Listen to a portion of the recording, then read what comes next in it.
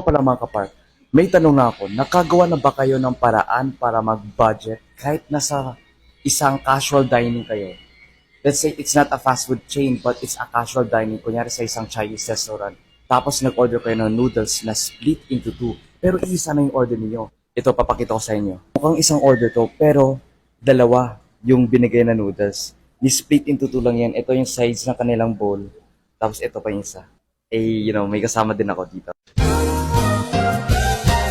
So, nandito ako sa restaurant na to. This is in United Nations. Tapos itong restaurant na to is may some of your delulus come true nga naman dyan. So, take note, kung dalawa ang nakita nyo na order dito, isa lang yan. I-split into two lang namin.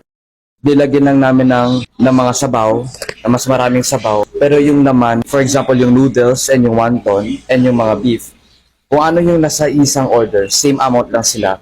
Pinadami na yung serving ng sabaw para magkasya sa isang bowl. Pakita ko lang sa inyo guys yung isa pa na ba yung order, which is pork siomai 4 pieces 115.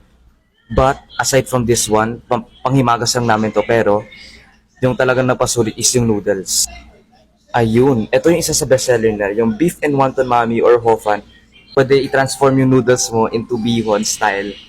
Rice noodles actually siya, or into egg noodles. Tapos ito yung price niya, 220 pesos. Yung para naman sa beef and wonton.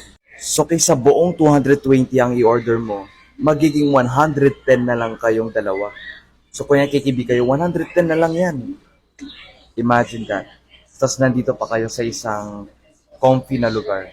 Tapos yun, budget friendly. Parang naging budget friendly na yung babayarin mo dahil sa strategy na ginawa mo na split into two.